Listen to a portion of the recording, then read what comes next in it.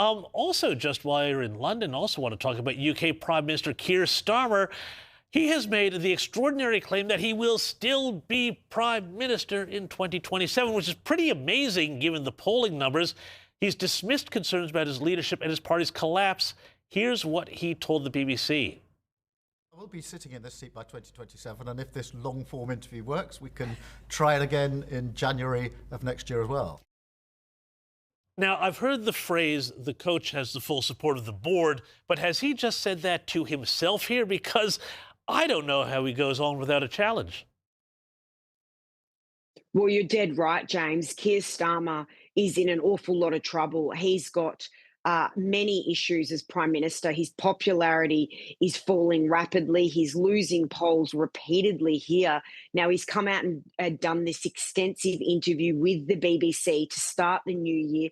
Of course, he's going to be upbeat. And of course, he's going to say he'll be in office, up until the next general election in 2029. But there is no doubt there are moves afoot to dispose of him. And I don't think he'll be there in 12 months. But he has said, his line much in that interview was, if the Labor operatives move on him, this will be a repeat of the Tories, where they disposed of many of their leaders, and it will cause upheaval within the government, and he doesn't want to see that. So he's saying stability is key. But I think, James, he won't be there before the next general election. So, Sophie, give us a little inside tip. If there was to be a challenge for those of us who watch UK politics from afar, who would be the challengers who would be coming for him? Well, there's a lot of talk that Andy Burnham, who is the Manchester mayor, now he's not in the House of Commons, so he would need to be moved to run for Prime Minister. He'd have to be a member of the House of Commons, which he isn't, but he's extremely popular. There's also talk of a return of Angela Rayner, who was disposed of after issues here in the UK with various personal affairs, and also the Health Secretary, Wes Streeting. So there's a few of them, their names being bandied around, but he would be a very nervous Prime Minister. And finally, Sophie, before I let you go, everybody here always loves a bit of royal family news. What do we have in store for the royal family this year as they look to save face following the horror year involving, among other things, Prince Andrew being stripped of his royal titles?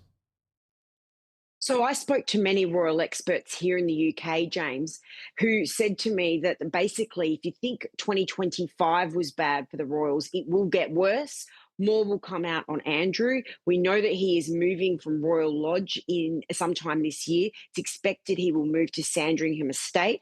Whether or not criminal charges are laid against him remains to be seen, but he's always declared his innocence in relation to his close associations with Jeffrey Epstein. We've also got the King's Health, which is very much in the spotlight. He's winding back his cancer treatment, but there's no doubt the royals have got a tough year ahead because they had a shocker in 2025.